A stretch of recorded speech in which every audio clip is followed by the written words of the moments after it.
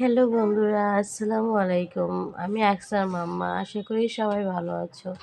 তোমাদের দোয়ায় আমিও ভালো আছি। এই যে আজকে আমি পোলট্রি রান্না করে নিব। তো পোলট্রি রান্না করার আগে আমি ভালো করে মাংসটা ভেজে নিই।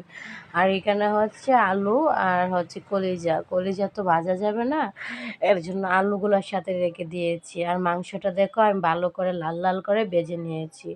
পোলট্রি যদি ভেজে রান্না করো তবে আলাদা একটা টেস্ট আসবে, পোলট্রি সেটা মনেই হবে না। আর এখানে আমি সব রকমের মশলা দিয়ে মশলাটা আগে কষিয়ে নিব। মাংস কিন্তু মশলা কষানোতেই মজা। এই যে দেখো কেমন লাল লাল হয়ে যাচ্ছে, একটা তেল তেল ভাব আসতেছে। আমি কিন্তু এটা লাল লাল করে কষিয়ে নেব একদম ভালো করে। এখানে কিন্তু আমি গরম মশলা সহ সব দিয়েছি। আর এই যে দেখো আমি আলু আর মাংস রেখেছিলাম, এখান থেকে মাংসটা আর আলুটা ঢেলে দিলাম। তো আমি ভালোভাবে এটা কষিয়ে নেব। দেখো এটা কিন্তু এখনো রান্না হয় নাই, জাস্ট কষানো মশলাটাই দিয়েছি। এতে তোমাদের কি দেখতে কেমন লাগতেছে? খাইতে ইচ্ছে করতেছে না? দেখো কেমন লাল লাল হয়েছে। মাংসটা আমি কালকে রান্না করেছিলাম, কিন্তু শেষ হয়ে গেছে। এখন এডিট করার সময় আমার আবার খেতে ইচ্ছে করতেছে।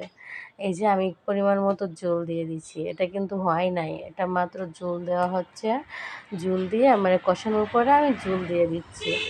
ঝোল দিয়ে আমি একটু বসিয়ে দিব আবার। আর এটা এত হাই স্পিডে দিব না আমি চুলাটা, এটা একটু লো হিটেই আমি করে নিব। এই যে 1200 দিয়ে করে নিচ্ছি। আর শোনো তোমরা প্লিজ পুরো ভিডিওটা দেখে তারপরে লাইক কমেন্ট করবা। আমি কিন্তু তোমাদের পুরো ভিডিও দেখি। পুরো ভিডিও দেখতে হলে যে একদম মনোযোগ দিয়ে দেখতে হবে তা না, সময় না থাকলে তোমরা ভিডিওটা অন করে কাজ করবা।